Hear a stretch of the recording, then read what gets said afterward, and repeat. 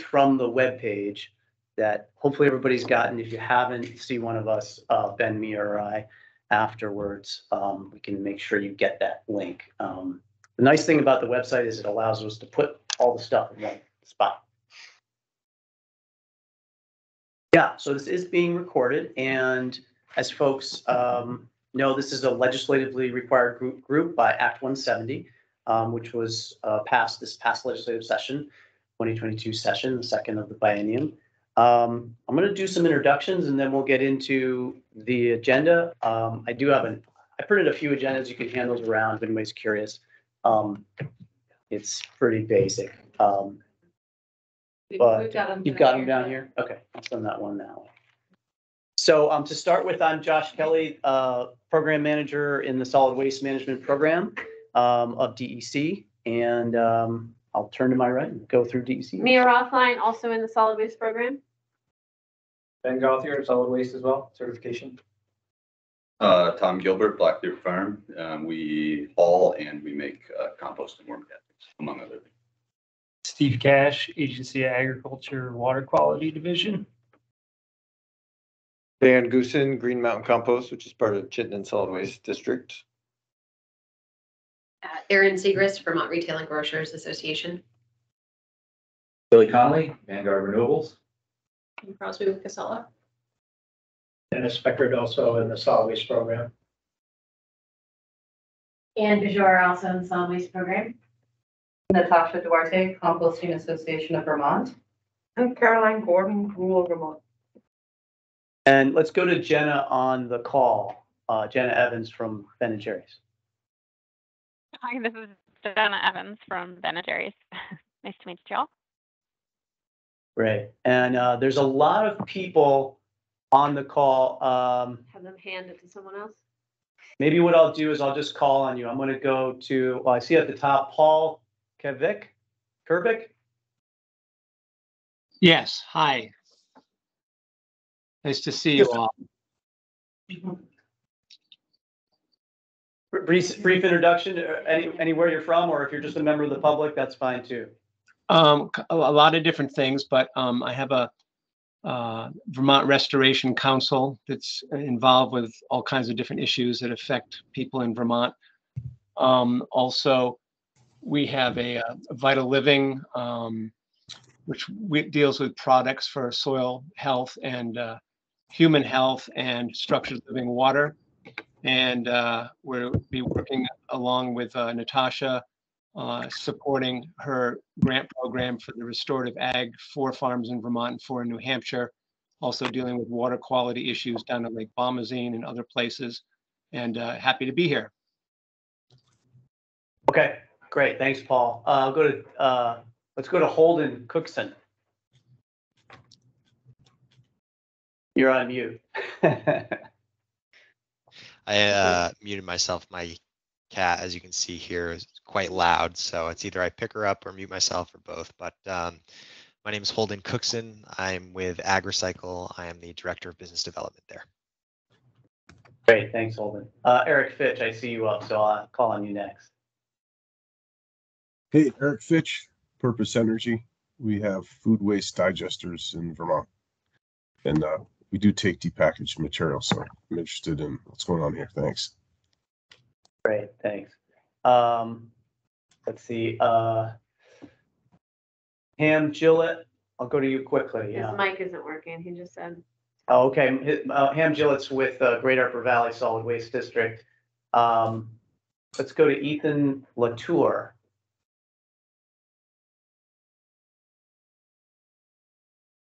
Hi, Ethan. I work for MMR. We're a government relations firm in Montpelier, and we represent Cabot and Vermont Gas. So similar to the sort of biodigester issue in food depackaging. Great, thanks, Ethan. I'll go to John Malter next. Yeah.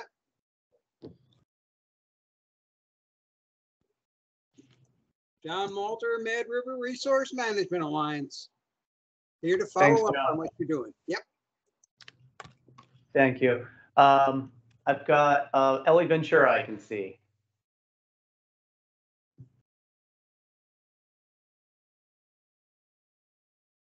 Okay, well, I think Ellie is formerly of Lamoille Regional Solid Waste, but now works for Vegware, if I'm not mistaken. So I'm going to just introduce Ellie because I happen to know, there she is. Thanks, Josh. You got it right. And we're just interested in helping expand composting infrastructure across the country. So Vermont's always a great place to keep an eye on and learn from. Great. This may be taking a while. I'm going to go to Emma next, and I'll go to Emma. Hello, Emma Scholdice with William Scholdice and Associates. Thanks, Emma. Let's go to Laura Malak. Laura? Yeah. Hi, I'm Leora Malik. I work with Vanguard Renewables. Thanks, Leora. Sorry I got your name wrong. Peter Blair. Hi, everyone. Peter Blair, State Policy Director with Just Zero. We're an environmental nonprofit advocacy organization. Great. Thanks, Peter. Let's see, Ben, I guess from here on, let's see, we have Mark Shea who just joined with the Rutland Solid Waste District. Mark, go ahead. Nope, just wanted to say hi. Just joined, had some technical issues here. Great. Let's go to Bob Spencer next. Hi, Bob Spencer, Wyndham Solid Waste Management District. I also have John Fay with me today, who works with me here.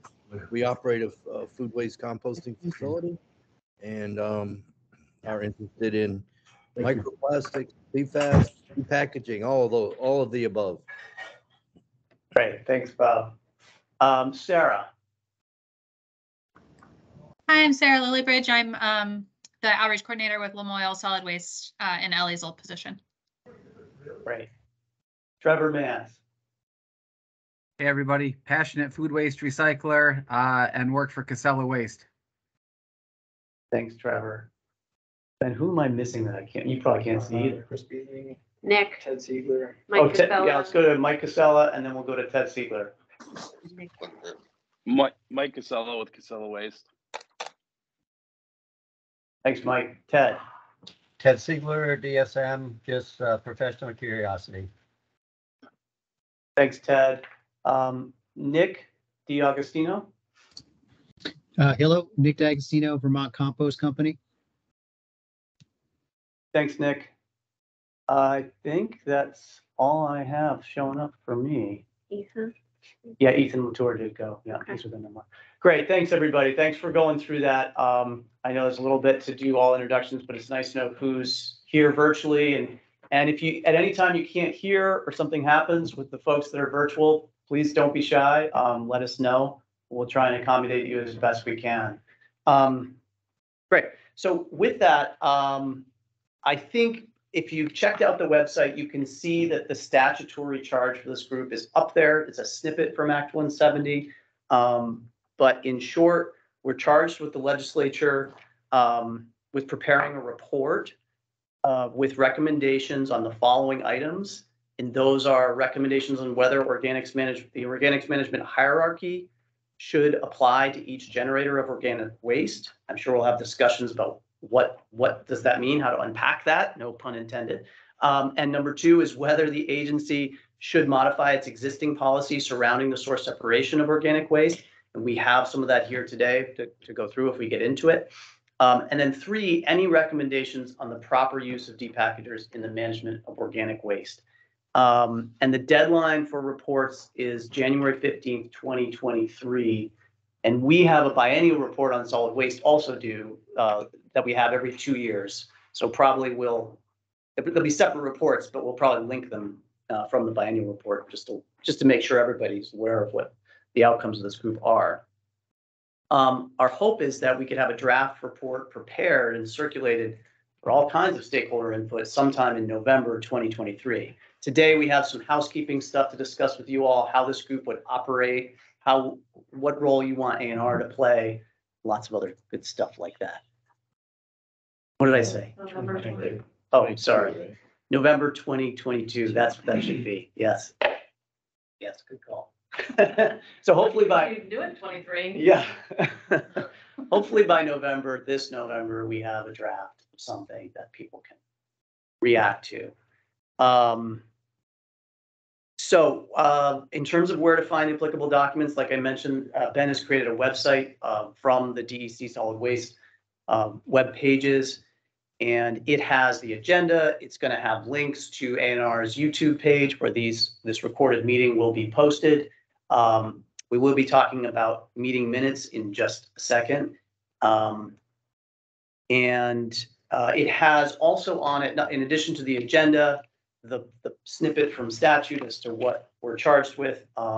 It also has the policy document that A&R DEC put forth in January 2020. So then the last thing that's up there is what we're calling a draft general process framework for the group. And kudos to Ben for checking out public meeting law, putting some of that on paper for us, just so we're aware of it.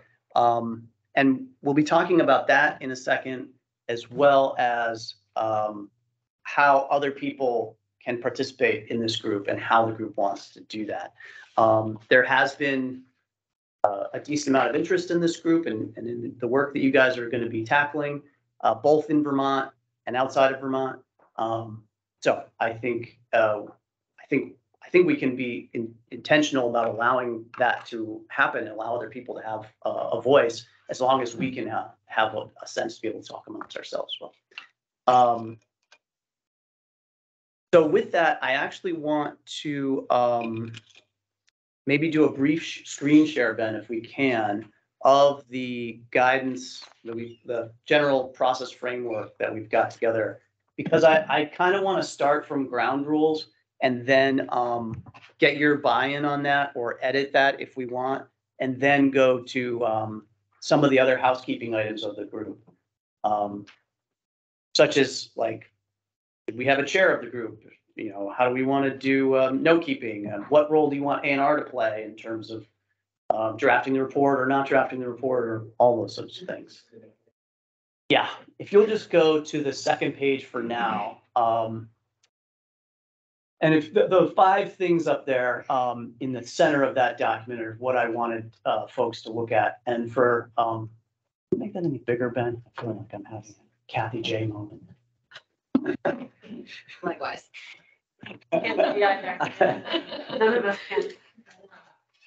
So the reason I wanted to start here is because once we start getting into things and trying to make decisions, we don't have ground rules. Then we have to rewind and kind of set ground rules and set sort of what our code of conduct might be for this group.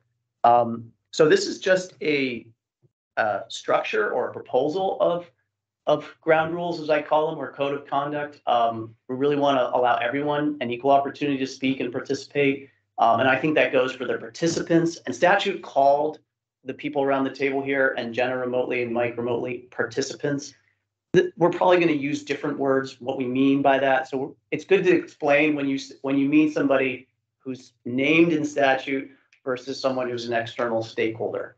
It doesn't mean that the external stakeholder can't talk. It just means that we should describe who we're talking about. We might be confusing terms. We really hope that we can have ample time for comments, but if we get to be too crowded of a space, we might have to limit stuff to under 2 minutes. And we really, I want to start from a place of welcoming the public to speak and participate. And then all speakers shall conclude comments as soon as they can, especially once a timekeeper has told them that they've expired their time. But be constructive and respectful and polite. I think we can all agree on that. And focus on the topic being discussed, using specific examples as appropriate. Anything anyone wants to add or right out of the gates, suggest should be changed, updated? I do have a couple of copies of this if you guys want to look more closely.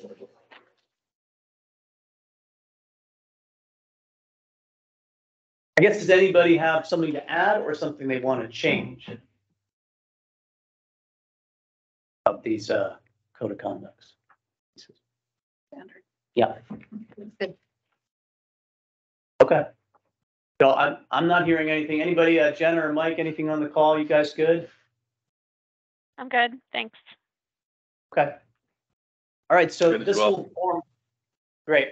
This will form the basis for our code of conduct for the meeting. And yeah, we'll refer to it if need be, but a lot of times it just sort of sits in the background, which is perfectly fine.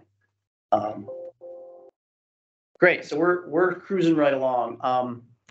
The next part I want to talk about is what role you all want to play and what role you want the agency to play. It's not been specified in statute other than to have a collaborative stakeholder process. And for anyone, just so everyone's on the same page, I want to go through the representatives briefly because there may be people on the call who don't realize who is a participant named in statute. So the statute named the secretary to appoint 7 representatives. And the first is a representative from the Agency of Agriculture. And Steve, thank you for being that person. And thanks for waving as I call you. A food waste composter. And Dan, thanks for doing that. Dan Goosen from Chittenden Solid Waste. And a farm that allows animals to forage food waste. Tom, thank you, from Black Dirt Farm for being here. And number 4 is a representative of a company operating a DPAC facility. Mike, thanks for being here, and apologies you couldn't be in the room today. And a representative from the Vermont Retail Grocers Association, number 5, Aaron, thank you. And number 6, a representative from a company that anaerobically digests food waste, and Billy and Vanguard Renewables, thanks for being here. And number 7, a representative from a food product manufacturing company in Vermont, and that's Jenna, thank you, with Ben & Jerry's. So, with that out of the way, just to be clear for anybody external who's listening in, who those participants are, does this group want to have a note taker or a note keeper? Do you want the agency to play that role? What is your preferences? Sure. We're happy to do that. I just we didn't want to take it away from anybody. I think it's a neutral ground. I think that having the agency keep notes would be best. Agreed. Same here. Sounds good to me. Okay.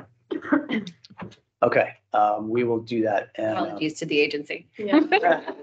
We're used to it. it's the role. It's the role. Does anybody, and maybe this is, let me just look through the other things. I want to see about, so we will be posting the minutes and then asking for any additions. And we have a straw structure in here based on the public meeting law about how those get approved. I mean, they will be on the website in draft form. It's sometimes hurting cats to get everybody to approve and stuff, but we'll do the best we can with that. What I wanted to ask is, I'm actually going to skip over chairperson for a second and talk about the drafting of the report because it's similar to minutes.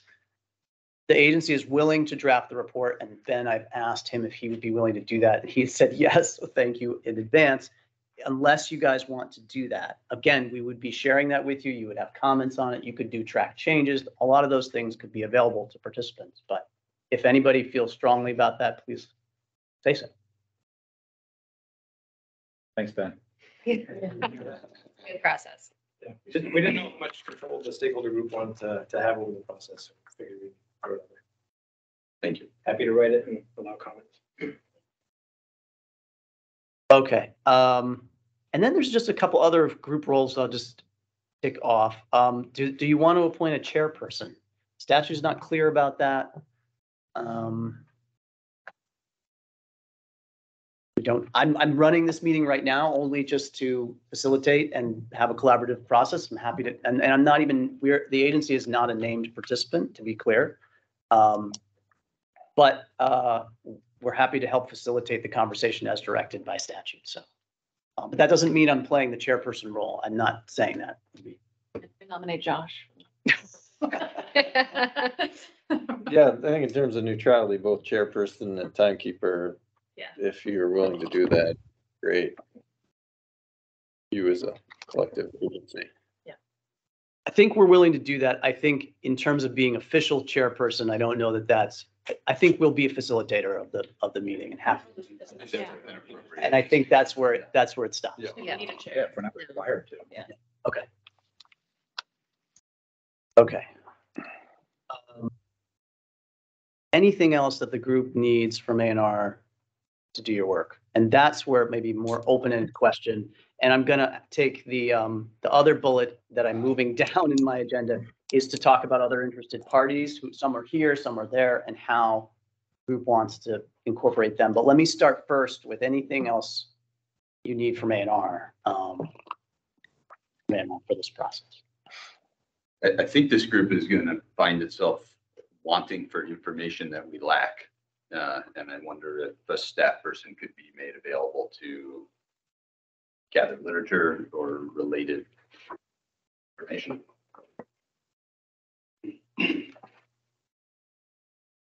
I think we're available to do some of that. Yeah. That would be great. A lot of Act 170, if you keep reading it, there's a lot of charges for the agency that will no doubt feed into this conversation at different times. And some of that work has begun. And I should probably do a couple of little announcements because we haven't seen you all during the summer. We haven't really been interacting with the legislature in a while. So I can share a couple of things from the agency's perspective there. But yeah, we've definitely got I don't know that we have answers to everything. We have some fingers on the pulse of some information. So yeah, so on that note of some work that's going on at A&R, we have a media campaign about to roll out, which is a continuation of the scrapfoodwaste.org website and media campaign, which Anne has done a lot of work on, which is really trying to get people to reduce food waste, eat what they buy, and compost the scraps. But this time around, this is our third media plug. I think it's our third time. Is really about cleaner compost, and I say that as not the end all be all name for it. It was a starting point because we use compost so loosely for recycling of organic material. So that is not the tagline. This is it was our internal conversation tagline for it. We're meeting with the media contractor tomorrow for the first idea of what they might come up with around the goals of continuing awareness of the food waste ban and the importance of separating food waste and food scraps for all the hierarchy benefits, but specifically around reducing contamination because it helps everybody. So that is in the works. And then second, Ben, maybe you want to talk about P2 briefly? Actually, should I just ask one question? Sure. About that? Yeah. Will that include, are you involving like behavior change folks or other folks in sort of not just messaging, but like actually figuring out like where the leverage is in that? We've talked to the contractors a lot about that. That won't be part of the media campaign, but that is something that our staff does and. Great. Yeah, we're constantly, they come up with their ideas about what's worth. The contractor is a standing contractor. HMC Media has done a lot with Department of Health actually around behavior change issues, and then with us 3 or 4 times now they've worked with us, and we have some ideas that we think are slightly different from theirs about how to change people's behaviors, but they definitely, it's what they do. So yeah, sorry. So real quick, we were trying to do a study, and Steve was involved with this early on. We were talking to the Agency of Agriculture on how we can, what we need to do to sort of assess the organics recycling system in Vermont and just determine if there are any contaminants inherent in the process, or if it's from certain materials or a sort of separation problem, or all the above. We just didn't have any numbers to back that up. And this last legislative session, they were talking about standards, implementing standards potentially. We felt it might be best to have some information about what's existing before we talk about standards, and then come at it from a more logical approach. So we started that process a while back, and it's taken us a long time to get the funding. But we put in an application for pollution prevention funding through EPA, otherwise known as P2. So we're looking at, we specifically have to look at work with at least one food or beverage manufacturer in Vermont and assess their packaging. And then beyond that, it allows us funding, a significant amount of money for funding to study PFAS and microplastic presence in source separated materials, compost, digestate, background soils, all through the food recycling system. So it's going to be a lot of work, and there's a lot of stuff to work out in that process, but we're excited to have an opportunity to kind of take a shot at seeing what's there, just shining some light on where we're at. So that's kind of it in a nutshell. That feeds into the second part of Act 170 as well, where we have to prepare a report for two legislative sessions away about a bunch of PFAS and microplastics information. So that'll hopefully feed into that pretty well. Timing lines up pretty well. So that'll be launching. We haven't technically been awarded the funding yet, but it'll be available in October. So that'll be ramping up pretty soon. And can you mention the timeline for sampling and if you know that? 2023. Great.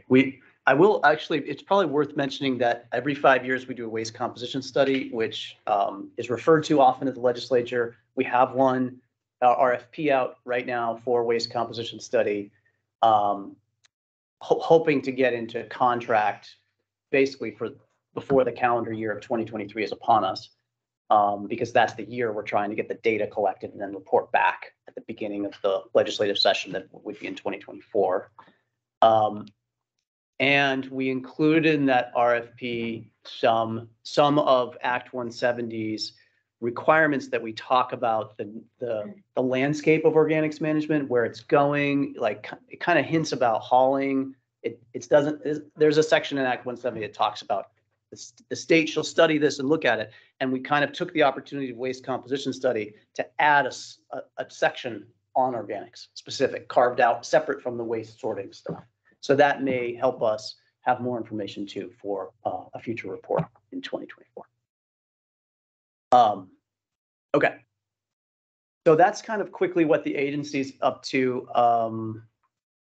And now really, I think we have a couple of things. We're kind of way down the agenda talking about next steps, any topics of discussion, experts to invite, knowledge gaps, people who are interested parties not listed in statute, how external stakeholders can participate. I mean, any optimal meeting structure or suggested improvements from, I think, our discussions internally. We really are asking for your insights and your thoughts on it. But again, so long as you all get a chance to talk, I see no reason that anyone else in the room or virtually couldn't raise their hand. So there is a function in Teams. You can raise a hand and ask a question or make a comment to add to a discussion.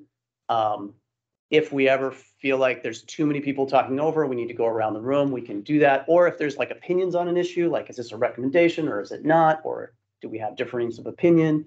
We can do around the room with participants. And I don't see any reason why that can't happen, but please discuss amongst yourselves or suggest your thoughts on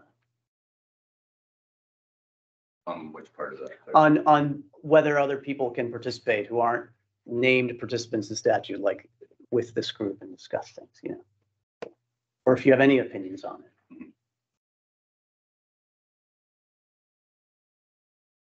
it. I think from my perspective, the inclusivity being broad makes sense. There's a lot of stakeholders for whom who will be affected by whatever is decided by the legislature or whatever we recommend, certainly.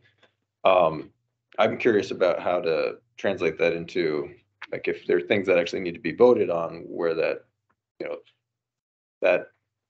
trying to spell that out. I don't know the best answer to that other than it feels like it could be more broad than it is. The seven of us on the list, I could see that being beneficial to get a little bit more perspective. If there were things that need to be voted upon that are going to affect the outcome of this work. And to be clear with the group, people have been asking me and others here in the agency to add participants to this group. I don't feel like statute gives us that authority, nor does it direct that. So I've been telling people, well, these are the participants per statute. However, I don't see that limiting the conversation in any way, potentially. We had a solid waste infrastructure advisory committee in 2015. I think you might have been there, Aaron. I know Trevor was there back at the day. Mike and Kim were probably there at times. Some people were here. It's a totally different topic, but I'm using it as my reference point for a very big stakeholder. We had meetings in rooms like this with double rows of chairs, and we had a report that we had to create. And often when there was an agreement on an issue, we would spell out the differences of opinion in the document. And that is one way. If we can't reach consensus or or if you guys want to have a discussion about how you want to, what becomes a recommendation to the legislature on the 3 points that I outlined in the beginning, we can discuss that. In general, the comments from external stakeholders can easily be recorded as part of the report, unless the group disagrees or has strong feelings about that. But as you mentioned, there's a lot of people who have an interest here. Harder part is when it comes a recommendation, when it's a recommendation of the participants in statute. And that's where I simply am reading the statute, interpreting it, and saying these 7 people get to opine on that. If you guys are okay with somebody's comments being a recommendation and you want to adopt that, so be it. I mean, that's fine too. Are we talking right now about named participants and possibly expanding that? Or are we talking about adopting like the actual decision? It's a good question. I kind of did a lot of things in that bucket. I mean, all very relevant and worthwhile, but Yeah. we should break them apart. Totally. So I think first on the named participants, I haven't said that we have any authority to add people to it. And I think statute is pretty clear about who's the participants are. You guys can talk amongst yourselves on that if you want to disagree, certainly, or recommend anything. Essentially, it is your group. My only recommendation may be to add UVM, as they've been studying this quite a bit. And I don't know if the rest of the group would feel that way as well.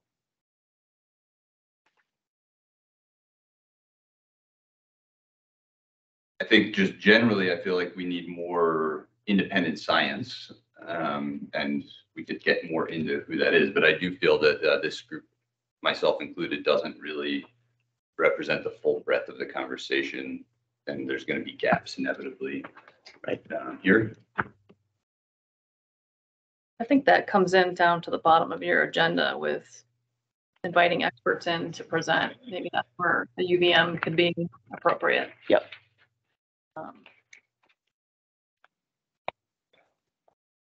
Okay. Yeah, and or others. It sounds like the people here are open to other experts coming in and other participants. Whether they're named officially or not, I don't know. But there's a distinction in that there's decision-making power or not. Right. So I think it is a distinct role. I think would be eager to take a lot of testimony or input, but I think the makeup of the decision-making body probably matters ultimately. Yeah. Agreed. And I think, for instance, because of the nature of some of these things where we don't have established science, and it's a question of sort of better understanding the fate, the transport, the toxicity of, the potential risks, having an toxicologist or somebody who's removed from maybe some of the specifics of what we're talking about, but understands pathways, understands transport, potential risks, I think that would be an important voice to add to the conversation. So others, go ahead, Dan. Well, I think I agree with that. I heard you say that, the statute's pretty clear about who should be represented in this, and you'll leave it to us if we disagree. But if we were to disagree, what should we seek? Outside counsel or like ledge counsel's opinion on that, or? Traditionally, ledge counsel works for the legislators, so they get to decide what they do. We have attorneys that can sometimes give a legal opinion on something. I think what it comes down to is if the group wanted to add a participant, it suddenly becomes, okay, well, this person wants to add this person wants to add that, and how big does it get? So that's like logistics. And it's also, how does that steer any recommendations, right? How many, and so if there's a disagreement on something and people bring in more participants, just keep adding to it, that could be challenging. So, but I think what I'm hearing you saying, Tom, is, and Mike Casella too, is openness to and desire for independent experts, subject matter experts, to be available and share with the group. Mike, you might say. Yeah, I definitely agree with that. I don't think we need to put them on the committee. I was just saying that we should have some of that science brought in, but to weigh all the alternatives. And I agree with that, and to echo that, I also want to make sure that we're clear on what this group is not asked to do. Because I don't remember seeing anything in there about us saying, you know, that the issue with regard to plastics and PFAS. I don't remember seeing that in there at all. So while that's a super interesting topic and one that's very important to all of us at this table and everybody on this call, that's not our task. So I guess we'll hash put that it to Josh to keep us on task, because it could be, we could go down those rabbit holes very easily. And take an awful lot of time and resources to do that. Yeah, let's clarify that actually, because to me that those wouldn't be rabbit holes. You know, when we're talking about the sort of you know, the path forward with some of these specific things, that I think the conversation is contingent on those questions ultimately. So I would think that we have to tackle those to answer the charge of the legislature. Yeah, and Billy, I think in the items, the three items that we're tasked with, I think the third one is kind of where it's relevant in my mind. Any recommendations on the proper use of depackagers in the management of organic waste? I think that's where some of the end stream uses, endpoint uses kind of comes into play. So I think it does, maybe not so much the first couple, you know what I mean? The hierarchy and stuff like that, but that definitely that last one, I think it is relevant. And it may be something that informs. Yeah, and I don't disagree. Yeah. I just want to make sure that we're clear on what we're doing and what we're not doing. Right. Yeah, I think that the timeline of all this is a little tricky. Ideally, we would have the research that's being done before we are asked what, you know, 1, 2, and 3. And so we're going to be struggling with that the entire time, no doubt. But I would agree, like, we don't want to be blind to these things that we know a little bit about and try to make decisions accordingly. That's kind of what led us here to begin with. Is that process. Not having all the information first. And I don't know if it helps or hurts, but the part of the study that the report that we need to submit in 2024 includes a bunch of summaries of the organics management system currently, but then also potential rulemaking changes. So hopefully we'll have the results of our study at that point in time. So we'll be hopefully driven by a lot of good data and information and have time to have those conversations. And then it goes through the public rulemaking process, which obviously anyone has an input in. So there's sort of two layers, right? We have the shortened version that this stakeholder group is participating in, but then there's also that second piece that we have to do, that a lot of this will be hitting that pretty hard. Just to note, because I don't know if that was clear initially. No, it's a good point, Ben. To keep us, I guess, you know, continuing our conversation, and we've gotten through a lot of housekeeping stuff in the beginning. I'm hearing that no one has a problem with external stakeholders coming, especially experts coming and expressing their commentary. And I didn't hear anybody say to me, you know, the group doesn't want any external people to be able to comment or add feedback into the conversation. Again, provided that we can have a respectful dialogue and everybody, the participants can talk. Please jump in now, say if you disagree with any of that. And I think to some extent, as people on the committee recommend someone to speak, as long as, you know, to bring into the meeting, really it's up to you all to disagree if that person doesn't fit well or you know, but hearing from experts is good conversation as much as we can try and get down the road a little bit. I guess just, you know, for the sake of being able to close all that, I think it would be really helpful to our deliberations and our ability to make sense of the things that we hear, to have somebody on the inside of the conversation that can help interpret the science and help us apply what we do have in anticipation of future things, but yet that we don't have. And so I think to maybe to make a proposal, I would recommend that we vote to add an additional seat for somebody who can come in and provide that eco or human health toxicology standpoints. I think that would help round out our conversation. You have anybody in mind? Just to ask you first out. I have I mean, I think I don't have all the names right here. There are a handful of folks that have come forward as suggestions for those things.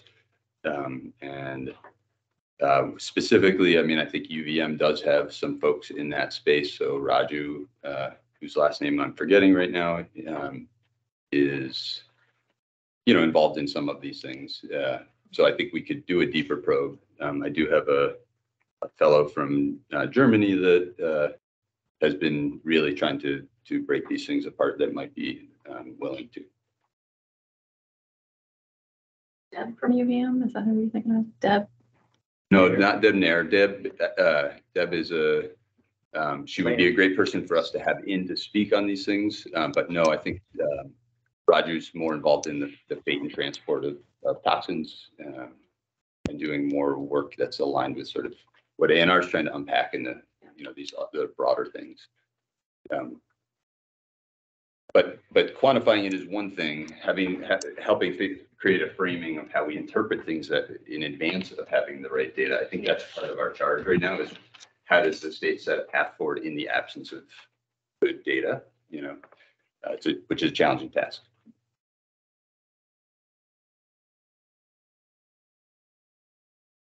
Can I just quickly jump in and add, it's Raju Badareddy is his last name. I appreciate that. And he deals with PFAS, but not necessarily in the organic waste stream, but he has a really good understanding of related data, testing, toxicology, that kind of thing. So, thank you for that. Yeah. Yeah, great. Yeah, we were actually through I forget what it was called, compost conversations. Thank you. Was that last week? Yeah, last Recent week. one. Anyway, he offered to be on an advisory committee for what we're working on going forward. So we're already in touch, and he's worked with our residual section quite a bit. So we're definitely in touch with him. So Tom's put forth a question, and this group hasn't decided how do you make decisions yet either. But feel free to start discussing on that, on both Tom's question, and I think we'll quickly get to how do you want to make decisions. It would be fine with me to table the proposal or the question until we clarify decision making. I think that's natural order. Mike, I saw you come off mute, so you have something to say? No. Okay. All right. I always I'm so used to these virtual meetings when somebody's light box, when there's a sound and they light up as blue, it seems like they want to talk. So I keep just muting him because he's clicking his pen.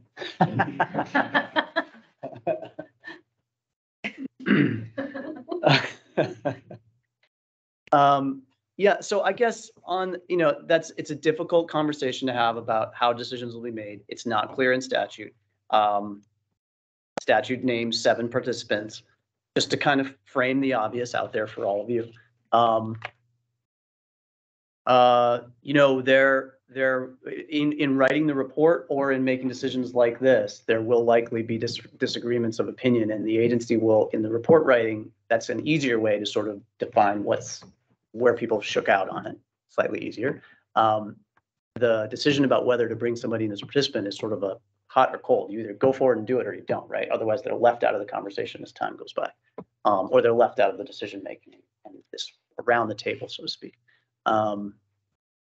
So, I mean, I don't know if the group feels like you need a consensus approach, if you want to do it 2/3.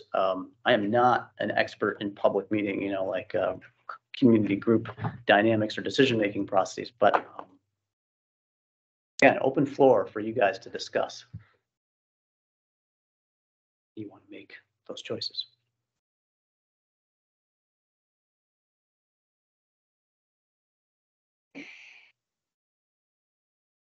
Yeah, it's unclear to me if we even have the ability to do it.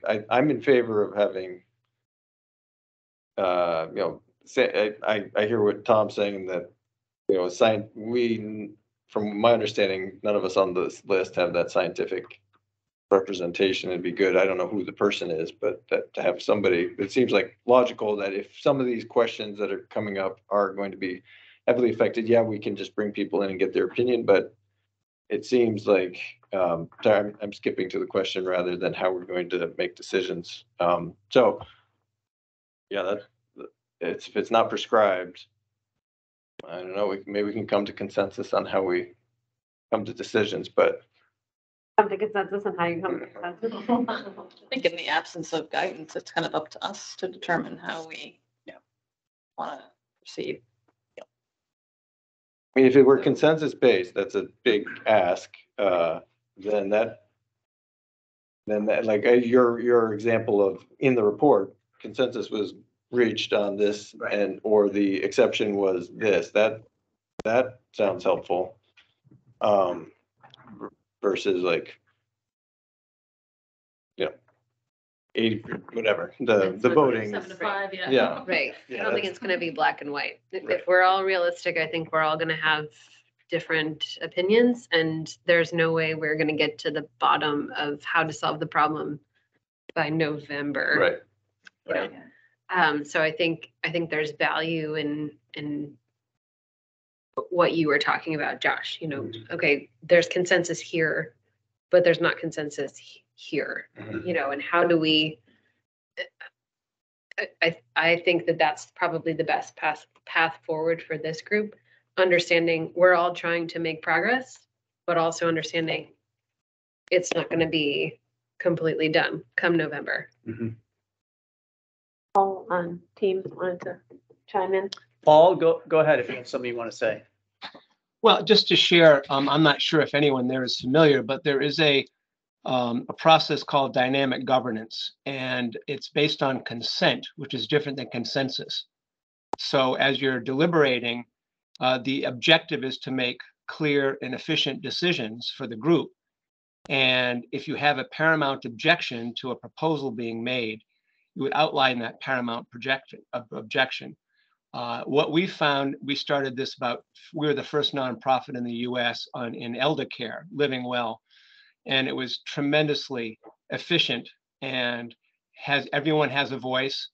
And at the end of the day, you can keep things moving in a very efficient manner. And you get the paramount things out there, and that allows you all creatively to address the paramount objection. And it's just something to consider.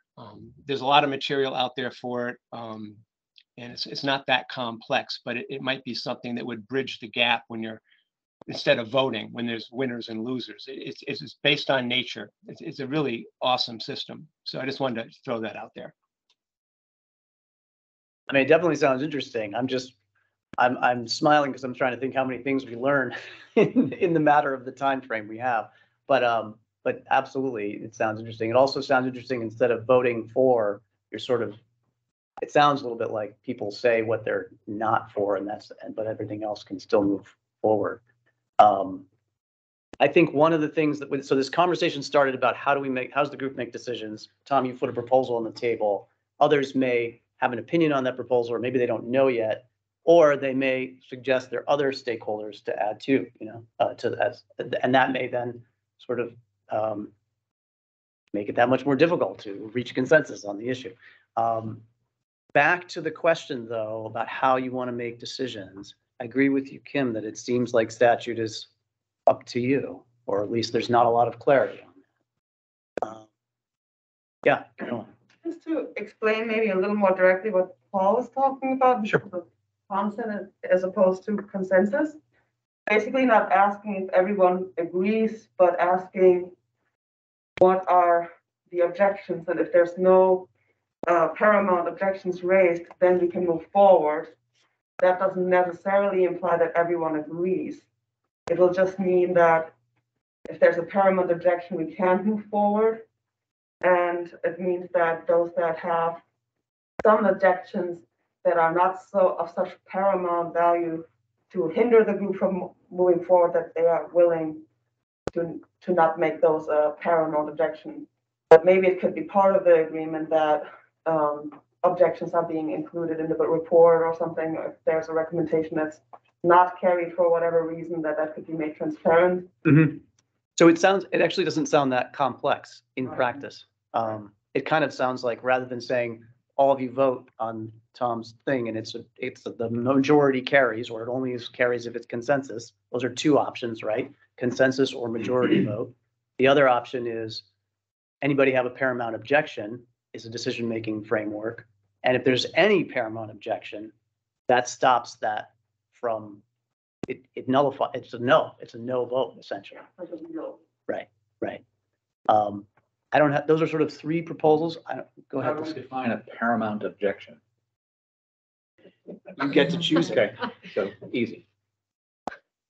Yeah, to declare it. Each person, I think Caroline knows more of an expert than me, but I think each of you would decide what that means to you and say, I'm using that red card here. I'm vetoing. I don't know, Tom, if you have experience with this, I do. Not exactly this, although there are alternate forms of consensus that reflect similar strategies. And so you can set consensus as the goal. You can establish a way to establish a supermajority if we can't reach consensus on something that needs to be done. And then at that point, somebody can stand aside or move to block if it's, I guess, paramount. You know, there are simple mechanisms for those things. It doesn't mean you can't capture it. You could say in the report, we were unable to come to consensus on it. Here are the two major opinions on it or whatever. Yep. I want to actually ask Jenna, I'm sorry to put you on the spot, but do you have any thoughts or opinions? I wanted to give you the microphone for a minute. Thank you. I guess my initial simplistic thought was, well, we should obviously aim for consensus, but knowing that there's a lot of complexity in this topic, we might not be able to achieve that. I think the idea was interesting about the paramount objection. I don't have a strong opinion either way. So I guess I don't have any additional way to structure it. Okay. Thank you. Mike, and then I'll go to Paul. Mike, did you have So just a quick question. So if I paramountly object to going with that process, what then happens? This is like the genie gives you a wish and you ask for more genies. I love it. I don't know the answer to that question, Mike. Yeah, I think what we're kind of kicking around here is, does the group have enough agreement to try one type of decision-making process? And you can always, I think you could change your minds and you could go for consensus as the objective, as Tom was sort of saying. And somebody else said a model where you make a motion, it's in the chat, where there was a chat message saying you make a motion and then the majority carries. That's another method. And then the other one is this paramount objection system of decision-making, which is, you could actually you could use all three, and the paramount objection is another option that people can use. It's a veto option, essentially. Really up to you, Steve, or Paul may have a clarification. Yeah, Paul, go ahead. Yeah, just trying to clarify a little bit. I know it's new for many of you, but paramount objection is if it's within your range of tolerance, okay, to go forward. The task of the group, and you have a kind of a deadline, and you've got a lot of material to deal with. So having a paramount objection, it's a goal that you all are agreeing, consenting that we want to address paramount objections. Can we find a way so that it becomes less paramount, so that person's input can be done in consent? It's within your range of tolerance. You don't have to agree, but you're trying to be efficient in what you're covering and deal with a lot of information. So it's a little bit more subtle. And I could send whoever's interested a short video or a paper on it if that would be helpful for the group. I'd be happy to do that. Please do, Paul. If you could send that to, I don't know if you were on the webpage, the stakeholder group webpage. I'll reach out to you. Is there a chat here? I could. I'll put it in the chat. I could give you my email or something. If there's a chat button here, I'll just put it in that. That works too. Okay. Clarifying question. So is the differentiation, like a paramount objection is supposed to sort of raise it to like a red flag level, as opposed to I sort of disagree, or I'm okay with it even though I don't agree? It's supposed to sort of escalate like this is like a deal breaker type of problem. Well, it's paramount enough that you're all committed to making the best decisions you can make with all this information in a time frame that's going to be efficient. So if it's paramount, you, as one of your participants in this committee, you want to honor that and say, okay, how can we address this paramount objection? Okay. And it gets more creativity coming in and allows you to move forward. So at the end of the day, everyone feels good because you've consented, even though you might not totally agree, let's see where it goes. If we have to make another decision down the road, we can do that.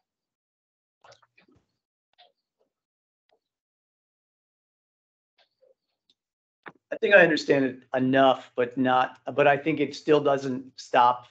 If somebody is really disagreeing, that's where it ends, if they won't move. I think what Paul's getting at is that people try and enter the group with intent to follow what the group is carved out to be and trying to come together on issues. When someone raises a paramount objection, that you are there to try and work through it and see if there's any, when you collaborate and you move your own position to come to agreement. I can't remember the word. It's a C word. I can't think of what it is. Consent. It's not consent. It's when you negotiate around something and you give and take, you compromise. Thank you. There's a compromise there. It sounds like some of that. So is it like voting on a scale? So like, I object to this, but only a 1, or I'm in favor of this, but I'm all in. All 5 of my whatever are in it. Is it something like that? Does that make sense? Put that question to Paul or Caroline, because I really don't know how to answer. Well, how we do it at Rural Vermont, we are organizing our whole organization in this model. And how we do it is everybody gets a voice on each topic that we have decision-making power on, and that we need to make a decision on. And if we hear concern, we discuss that. And then once we find, and usually it's like a gut feeling, now we've come to a solution, we ask, is there still something that's an objection? And if there's not an objection raised further, we move on. And so there hasn't been an official vote with a count or anything. Mm-hmm. It's just, there has been an underlying agreement to move on because no one further raised concerns. If that's clear. And if the person really raises a concern, does it? Then the discussion would roll up again. And then. I'm just thinking about logistics. We have 2 months to get through a lot. And I can see some paramount objections coming up and spending 2 meetings worth addressing a paramount objection. I think it's a worthy discussion if we raise our hand and say, I have concerns about X, Y, and Z. We have the discussion, but at some point you need to call it. We have 2 months. Yep. And a lot of information to learn, understand, and come up with a report. Yeah. On what Caroline is saying, I think framing it, and this maybe go to Paul next, framing it in this way is sort of just changing the dynamics of the group activity. You allow the person to get an explanation and get their concerns out on the table and then talk through it as a group and then try and move on. And I'm pretty sure there will be some things this group can't just all agree on, and that may be called. Yeah, that's really good what you just said. And you can, part of this is you decide we need more information. So this decision we put off, until we get more information. But it keeps you all focused on creating the same result of a really great report in the 2-month period. And it includes, and it gets clear what the major issues might be. And you can postpone that decision to the next meeting. You could say we need more information. There's a lot of opportunity you have, but it becomes a very efficient decision-making system where everyone's voice is included and you get the big issues out on the table. And if you need more information, you bring it in. But I've seen it work for almost 18 years and it's phenomenal in any organization. And something like this where you've got that deadline, I was just thinking if that helps, because we're never ever all going to agree on everything, with all the stakeholders. And voting, there's winners and losers. And in consent decision-making, you eliminate that. And that's what we've experienced over many, many years. Steve, please. Yeah, I guess I would, in my mind, there's kind of 2 concerns. One aligns with Aaron's, just the time. 2 months is not long. I don't know how much freedom everyone has in their schedule for these meetings, but we're going to need a lot of meetings depending on how we organize this. So I hope everyone's aware of that. there will be, I fully expect a spectrum of opinions. And I don't know that in those 2 months, we are going to be able to produce said report and recommendations and come to consensus on these. I think that's admittedly asked. So I think we should keep that in mind. And then the last,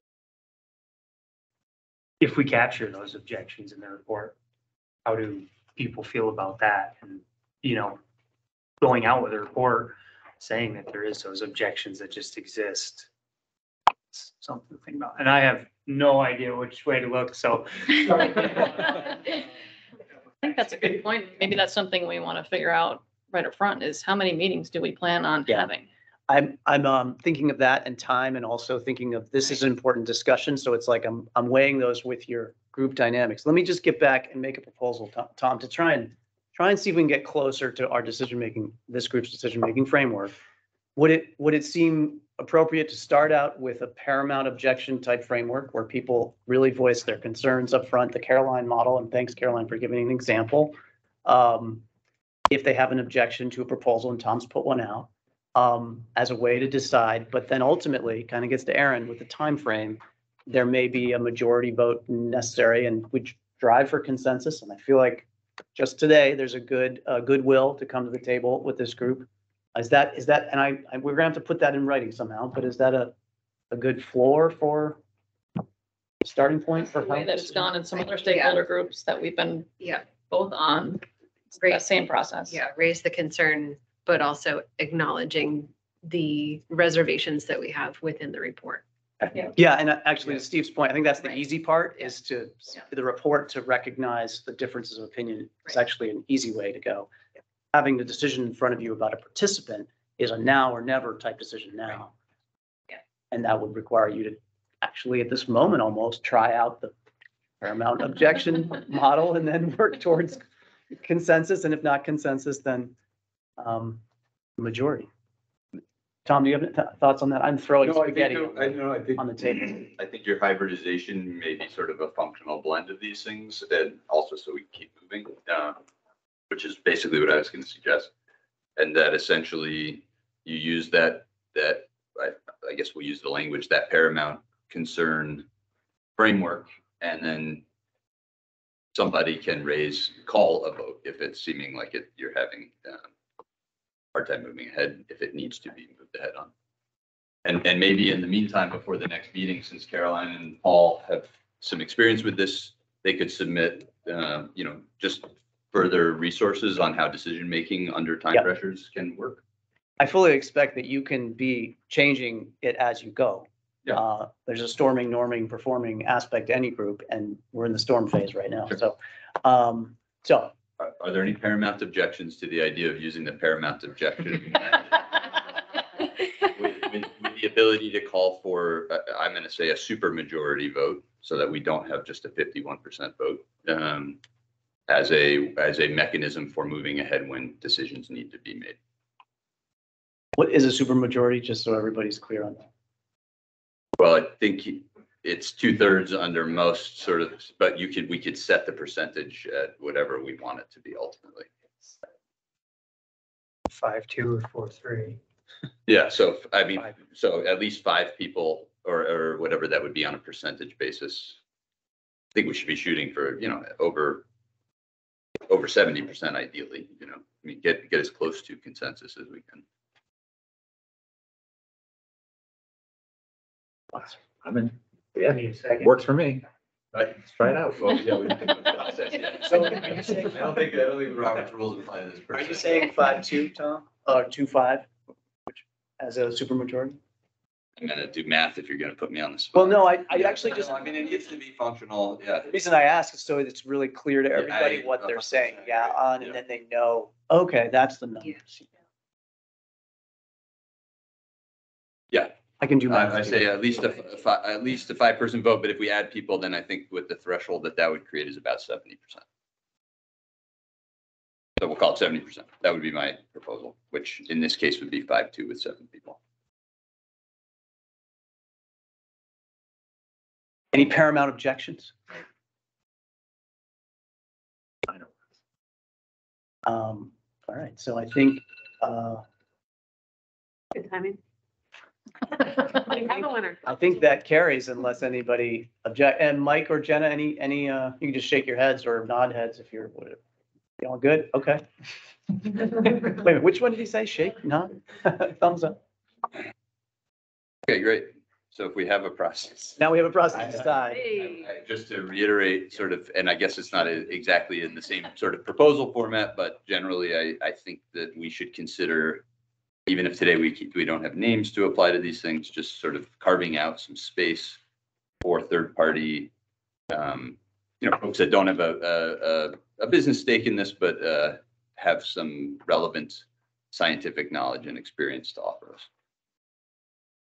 And I guess specifically, I was asking for at least one seat for a toxicologist or somebody doing work in the toxicology space. I guess in my perspective, I think that's a very important role. I think with kind of the openness that this group's adopted for participation, I think I would lean away from changing the original 7. I think the odd number is good. I think it's in the legislative charge, which we don't get into that space of kind of one expert for this camp, one expert for that camp.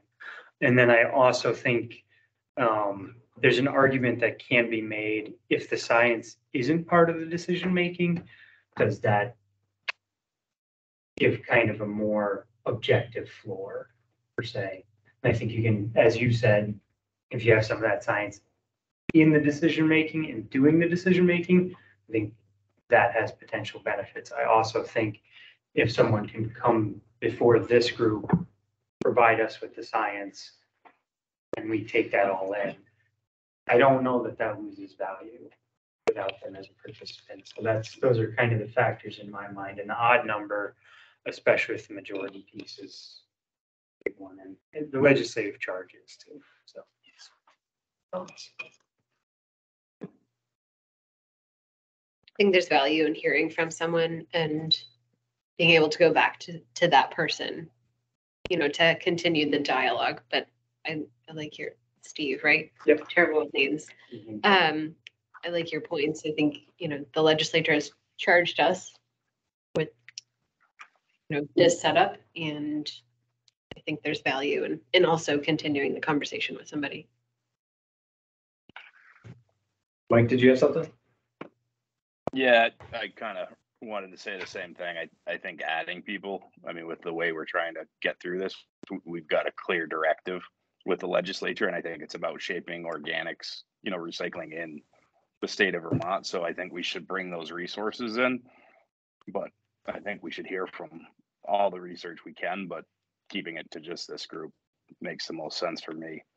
And then giving clear direction to the legislature too, so that we're kind of on the same page as to how we want to move this whole industry forward.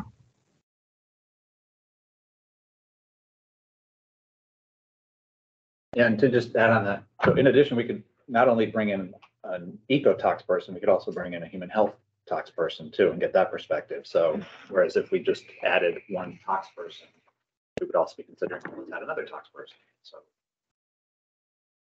that's fine. Yeah, let's bring in experts. Quickly. But you're saying not As as a presented? participant? Not as a participant, but just to provide with understand their, what you're saying. but to provide us with their perspective, their resources, their Yep. research, their data. Okay. Kim, Dan, Jenna, anybody want to comment, or Tom?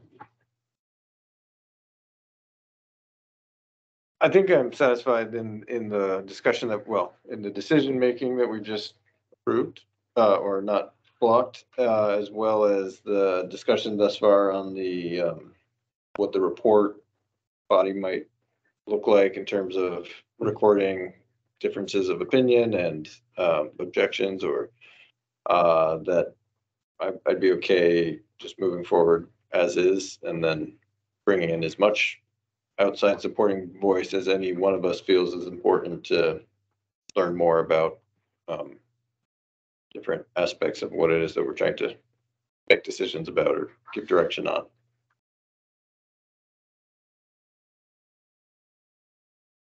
I just want to be careful that we're not counting Casella twice. Yeah, thank you. I just had the same realization. So stick with Mike's. I'll stick with Mike. Mike, you went, Yeah. you're the nominated person for Casella, so thanks, Kim, Yeah. for recognizing that. I get a little distracted by who's in the room.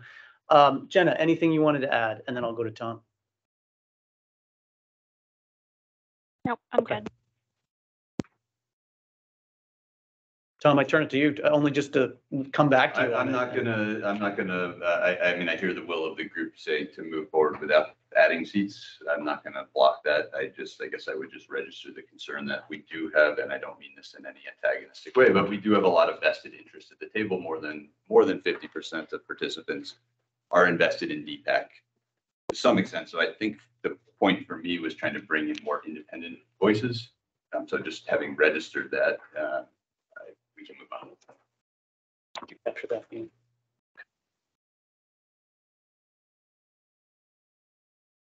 Okay.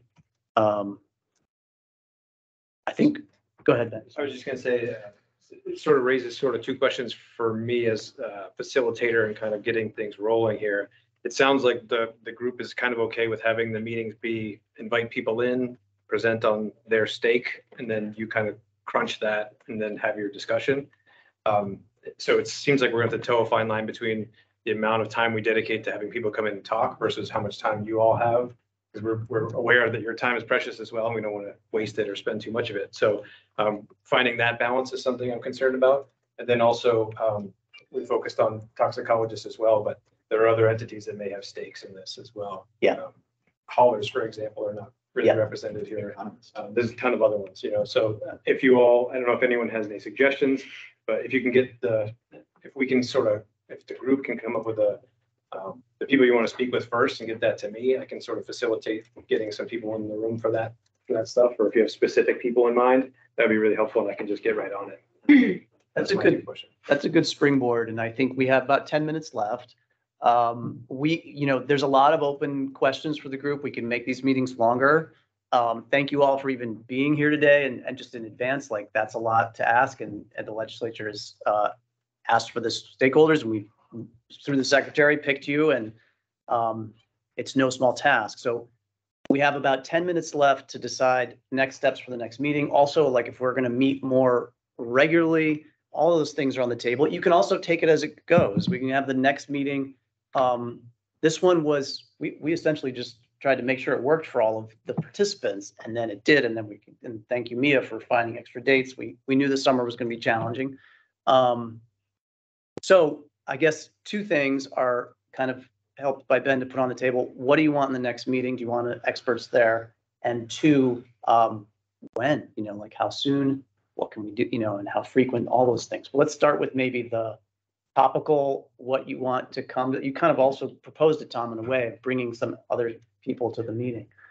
I guess just, one thing is I think we all know that the timeline is short. We're not going to be able to gather enough information one way or the other within that short timeline. And we also are all familiar with these issues and know that a lot of those experts are going to also tell us that they don't have complete data sets. So I think to help facilitate the process going forward, one of the things that would be really useful to the group is to adopt at the beginning, just like we adopted a decision-making process, adopt like a framework for approaching the topic. Because we're gonna get handed, we're going to have to submit a public report here and put our names on it, and getting to a place where we can have cohesion, I think would be benefited by establishing a framework to approach that on. And so I think in recognition of that, one of the things that I would love for this board at the beginning here to really establish is what that framework looks like. And I think we can, there are some simple things out there that we can look to help us with that. And I think one of the things that is, because of the glaring lack of data, we need a framework for how we approach issues where there are potential risks, but not established risks. And so the precautionary principle gives a really, really clear framework, very simple framework to help us basically say, when we don't have enough information, how do we move forward without creating harm? And so that would be one of the things that I think would be a helpful container for this group, so that we don't get hung up on moments where we don't have adequate data and where we can say, okay, there's incomplete data. What do we do? Well, at the very least, we sort of defer to a do no harm principle. Yeah. So I wanted to bring that up today because I think that could be a very useful process or part of our process going forward.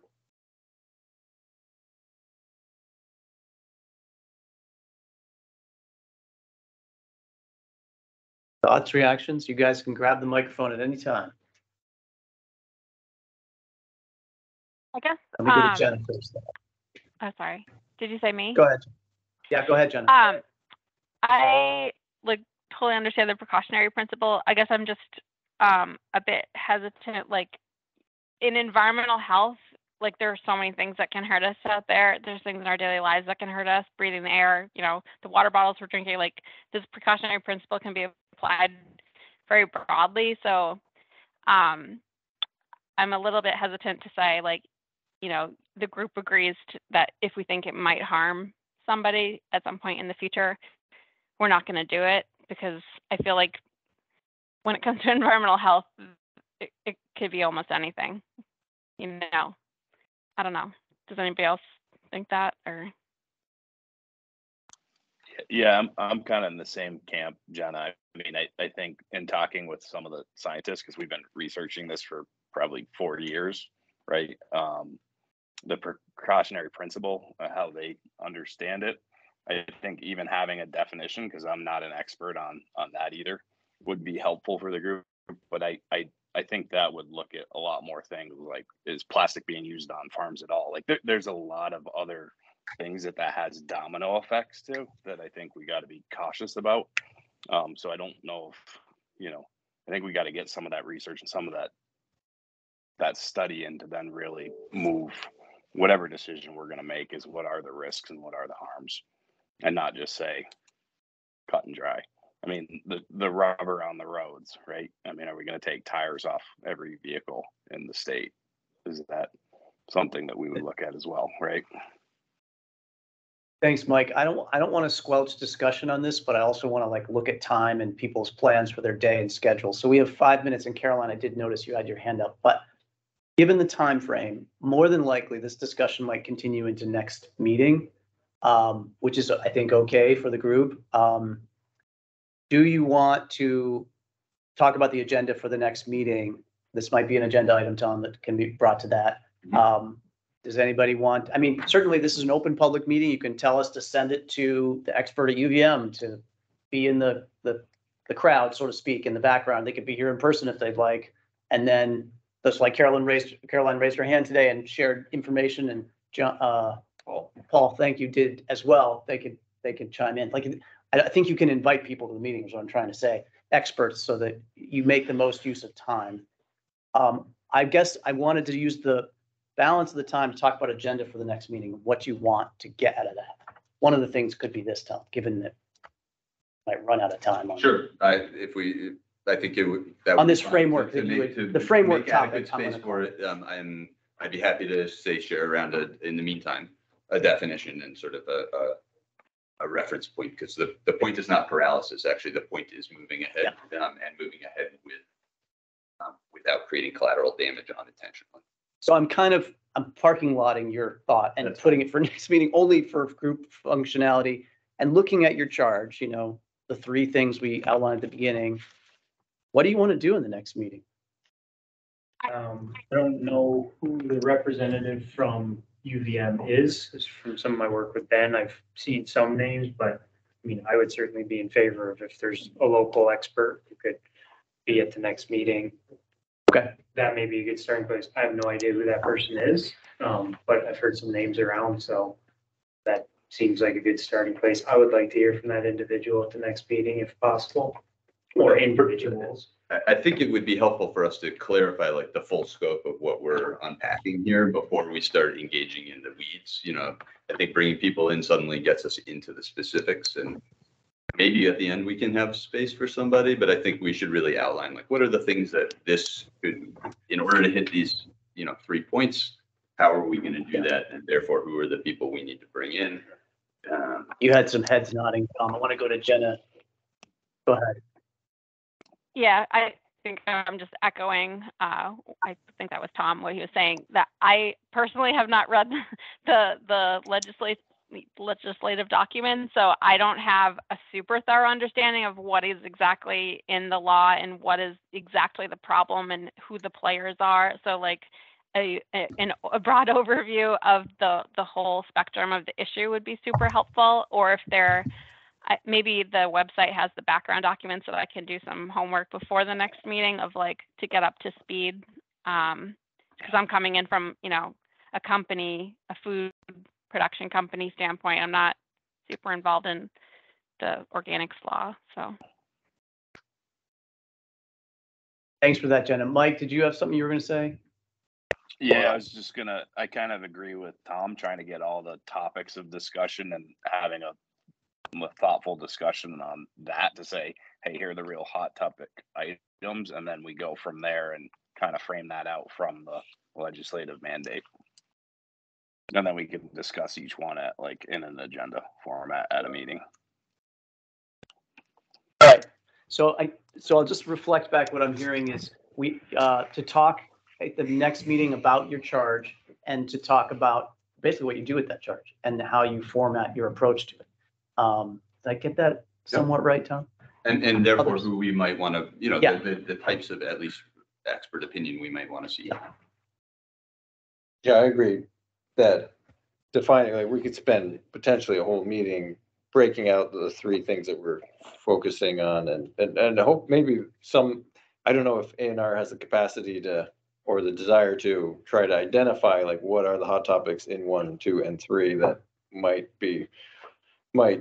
help us, you know, save 20 minutes of listing when we get to that in the next meeting. But it would take a while to just identify all the things, but without going into any real content on what those things are or actual debate or. But we agreed that bringing in expertise, maybe that's a jump in the gun if we're trying to do that right off. I think we can be conversant in, as Jenna mentioned, not being conversant in the organics law and all of its nuances. A&R is pretty conversant there and can share with you all. 1 and 2 are pretty clear. They're going to discuss the organics management hierarchy and how that is used essentially in law. And Caroline, you know about this. Commented on it before, and people here have testified on it before. The next one is source separation, which again is in the law. We talked about, and specifically the policy that A&R's policy document A&R put out. And then the last one, to get back to sort of what Billy was referencing, is a little bit more broad. And that's where the toxicology, environmental tox, health tox could be part of that discussion. Anyway, so I think we can get into that because it's about recommendations on the use depackagers. All are going to have a lot of opinions on it. Okay, so we're just about the hour. Any other comments before I don't want to talk over anybody? Go ahead. So is there a consensus or majority consensus, I guess, on at least 1 or 2 people we could schedule for next meeting, just so that, you know, we're sticking, or invite, so that we're making sure that we're clear on, you know, what our charge is, but also we can jump right in and start hearing from people, given that the time is short. I just have a clarifying question. Is the intent for this group to meet monthly, or are you setting the meeting agenda now? I mean, because I think that also will impact some of the things that are being raised now, the timing. Yeah, good point. I would like to set it now if we can. Are we allowed to go over a minute from now or whenever that is? Yes. Yes, it's not like a legislative committee where they have to go into the next thing. And they often run over as well. So yeah, we can go, I mean, unless anybody has a hard stop. But we can look at calendars if you'd like and start that process. Yeah, I mean, that can go bad quickly as well. Like we're all trying to figure out individual dates, but if we could just at least try to collectively decide how many of these meetings we think we want to fit in 2 to 3 months and how often. I mean, and I just want clarification, if you're talking about bringing experts in for the next meeting or the meeting after that? Like I think what Aaron's talking about is this coming meeting. Okay. And what Tom's saying is the group has gotta to do your- discuss what you're gonna do before you before you before bring you them in. jump over that That's why I wasn't and have an sure. expert testify. Yeah. So I think you're trying to see if you can have the sweet spot of both. If it's possible in the next meeting. I don't know. Well, but to clarify, I think Natasha's point, and also, I'm sorry, I'm forgetting. Aaron. I Yeah. was gonna get it right, actually. I think Aaron's point too is like clarifying how many meetings will help us determine how urgent, say, getting testimony next meeting is. So Okay. maybe tackling that kind of that piece and then coming to the question of next meeting specifically. I mean, yeah, November is very ambitious. That was, by the way, that was just, Coming right up. the agency threw that out. You can decide, we're not gonna get it until December or. But you do need to create the, you probably have a certain minimum of time you need to put it out for public comment. There is no public comment. It doesn't specify. It would be up to you guys to say what you wanna do. January is a set, fixed thing. But January is a fixed thing. Hello, Christmas. That's the Writing it up. concern, right? It's like the availability is hard enough as it is, and then during the holidays, so to have a draft that everyone can comment on, because I think I could probably get there, but everyone's gonna have some new weeks to make, so the November date is tentative. It was just something we threw out there, so people can change that draft agenda stuff as you see fit. It's your stakeholder group, so we're open to. Are you ready to meet in September again? I assume so. Let me just put that out there. It's basically September. Need to. Yeah. You're gonna need to. So the question is almost like, can you meet every 2 weeks? Not too much. Is it once a month? I'm just putting fodder out to try to get discussions. Some of this will depend on how much work we collectively put in between the meetings.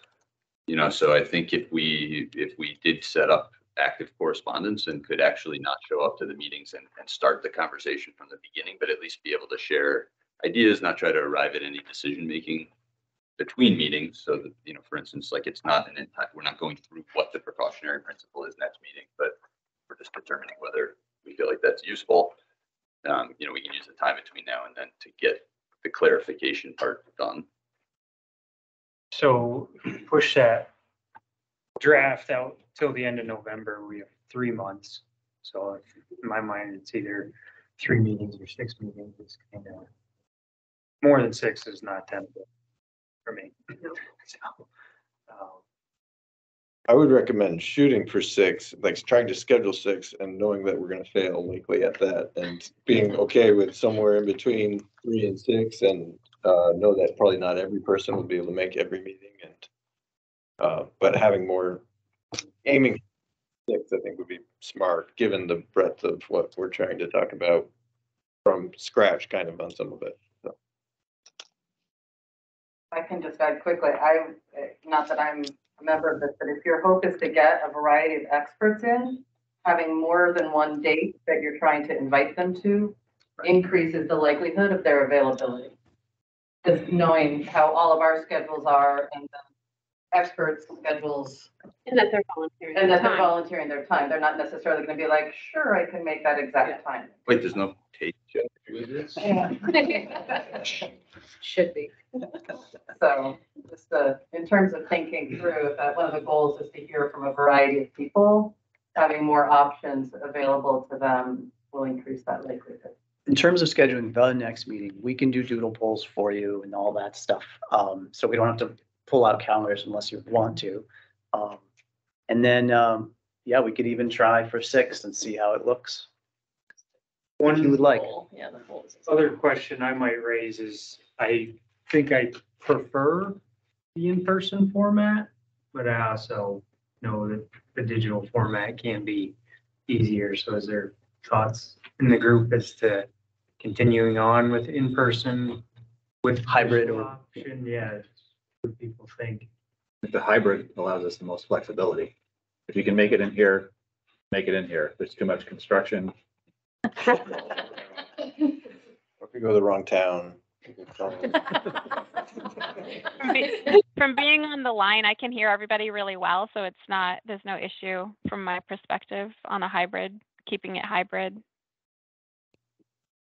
I agree with Tom's suggestion to, keep the conversation going in between meetings, but how do we do that so that we also adhere to the public meeting rules? Right, because we have in this draft, it actually discourages you from doing that based on some of the text that Ben got out of the public meeting rules. I think there's room for you to share information amongst each other. Like Paul, the gentleman, Paul, who chimed in about this process, decision-making, would be really helpful to read up on. So it's the reading up on, it's not making decisions over email, or having public dialogue type stuff that's going to be hammering out stuff. It needs to happen. My understanding, Josh, is it's mostly decision-making, shouldn't be done by email. Yeah. If it does happen, it needs to get shared publicly on the website. If the group wants to suggest like, hey, we should probably invite somebody from this, realm of the world that has this expertise, I think that's probably fine. And that's probably encouraged and necessary to do offline, outside of these meetings, just to keep things rolling. So I think that might be a good good line to draw.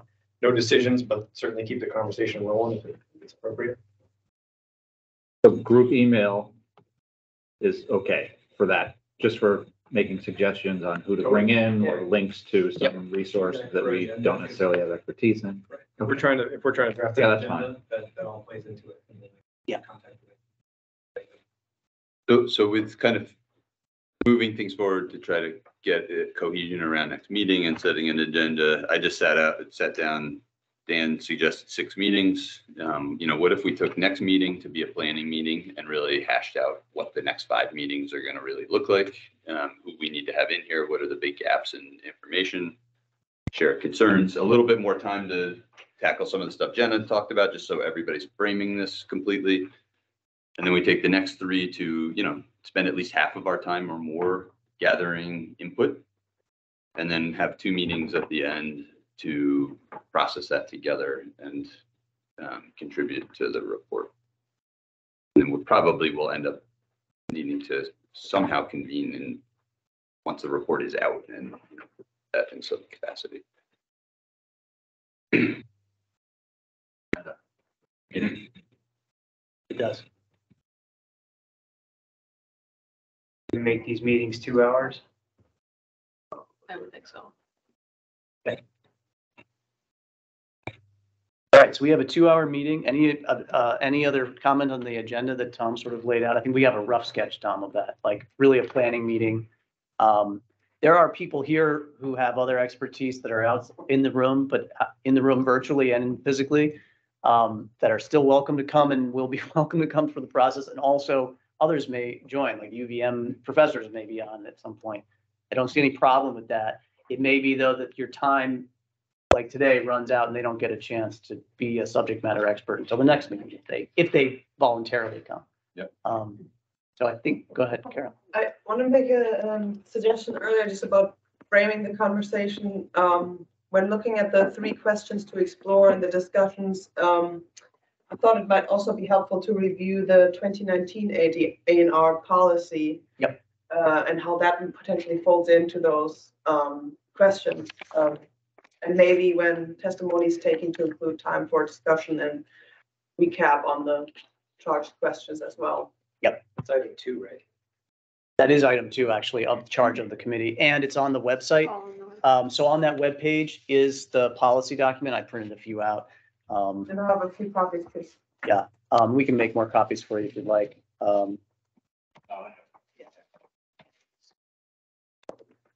Dan, sorry. Yeah, in terms of documents and like we've talked about sharing things via email and trying to move things along via email as long as there's no decision making involved. Is that an email of 10 people or is that an email of 30 people plus whoever shows up at subsequent meetings? How do those people get access to the information? Is it only through the website? We have an email list right now that's not on the website, which is your emails, and then a set of other stakeholders. It's in an Excel spreadsheet. It's public information. We can share that if anybody wants. We just add people to the spreadsheet as we hear somebody says, I want to be in that meeting. And it's based out of the Universal Recycling Stakeholder Group that we had going on. We took all of those from the Universal Recycling Stakeholder Group and just plunked them in to be sure that we weren't missing anybody. Yeah. Initially. But you're not going to flood them with individual But documents. I can't imagine you all want to have, I don't know, it's up to you though, if you want to. No, I think my vision was, tell me if you disagree. My vision was always to have any of the documents that are used by this group to review or to make decisions posted on the website. And then the only time we would reach out to the other interested party group is just to let them know when the meetings are or to invite them to a meeting if it's somebody that's not already on the email list. But everything's going to be publicly facing already. It's just going to be posted, like the minutes from this meeting, once they're approved, will be posted there in the draft agenda likewise. So any of the documents that you generate or that you request to see, like Tom was talking about research earlier, anything that's valid and you want to dig up for use here, I think we'll just post there. Just say it's all there. Here's the link. But for my thought about the doing work between meetings a little bit would be that it be simply the main stakeholders. So it's discrete, simple, not creating a lot of discussion. Great. Okay. So do we want to actually set an agenda, like and name those items for next meeting, or do we want to do some of that by email? Well, I heard that Jenna, wants to talk through the charges that are in the statute to just go through them. And I think, Tom, that's a good springboard for your broader framework approach the group might take. And so that's the first, I don't know, that would be the first item, which may take a good chunk of the meeting. But by all means, what else do you have? Oh, well, and then that, like if we're going to have 3 meetings then of information gathering, we might want to start mapping out sort of like fundamentally, really, what are the questions, the sub questions we need to answer those 3 questions? Yeah. Who do we need to hear? And really, in my mind, we're sort of going to create a blueprint at next meeting. So it could be one overarching topic that takes up, a good chunk of our time. I think we're happy to put together a draft, or if you want to put together a draft and send it to us, then we can send it out to the group, or you could just send it out to the group. We can start that. And then once the draft is reasonable, we can post it on the website. Ben, that seems like we could do it that way. Yeah, that's fine with me. Okay. Anything else? Anybody not get a chance to talk or any participant? Go ahead. Sorry, someone. The only question I have is, are we setting all 6 of the dates in advance? Like, is it, I guess there's 2 questions. Are we setting them in advance? Because frankly, I think that's easier for all of us to plan ahead. Right. But also, is it easier to say, okay, the 2nd and 4th Thursday works for everybody? Or are we going to have like Checkerboard. a checkerboard? Yeah. Yeah, a doodle poll is usually really messy. I actually don't love them, but that's just me. Particularly for multiple meetings. Right. Yeah. Anybody have an opinion on what is available to you on a good day of the week and good times? Monday morning, 8:30.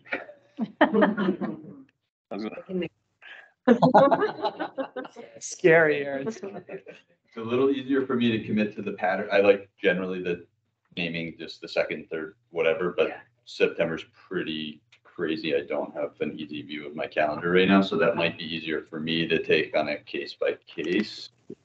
October, November, we can be more prescribed about this. So maybe can we do that? October, November, set those, Yeah. and then we can do a doodle for September. September 2 meetings, yeah. Okay. Great idea. Way to go, team. So we're doing a doodle for September, and you guys will decide November, November at the next meeting. Yeah, and maybe as homework, we could have what we know in advance what works best for us individually for October, November, so that we can. Let's do that. Are you familiar with Meet as a scheduling tool? That might be easier than a doodle when it's something so broad open. It's where everybody just puts in your availability for the whole month and it overlaps everyone and it just shows on a color spectrum where the common things are. Because in doodles, you have to be like, 8 to 10, 10 to Sure, 9 to, there's like a bazillion choices. Yeah. Whereas when to meet, each person just fills out their availability on a calendar and it automatically overlaps it. I've been using that more than doodle. Yeah, we could try that with you. Yeah. Okay. It does require that everybody participates in a timely manner. Well, yes, but that's true for doodle as well. That's true. Okay, I think we have a rough plan. Tom's gonna maybe come up with a sketch of an agenda. We will work with you all to put some more flesh on that. We'll post it on the website. We will be sending you a doodle poll for the September meeting or a when to meet. Thank you. And you'll plan on your homework is to think about what days work well in October, November. Mike, so did you have a comment? Did I talk over you? Nope. All good. One comment, if just knowing how hard it is to schedule, I think if you all could think about and try to maybe share before the next meeting, those times that might work for October and November, you might be ahead of the game. Yeah. They might still be available. Yeah. Yeah, I guess maybe we could do that between the meetings. We don't need to take meeting time with that. I don't know, is that something that staff can facilitate happening between the meetings? Yep. We can ask you when we send you the when to meet, what your general availability is in October.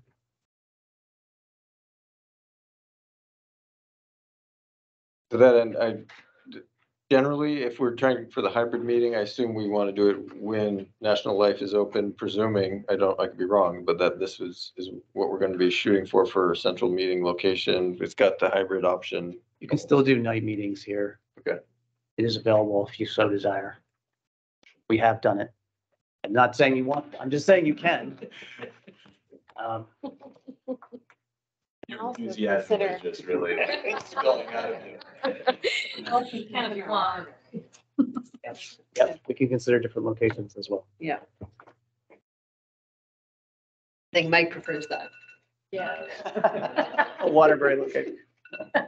All right. I see the group starting to break up. I think we have a wrap and a plan for next time. And thanks other stakeholders for joining. And if we can try and Tom, if we want to put on the draft agenda, any commentary from them, still have that at the very end.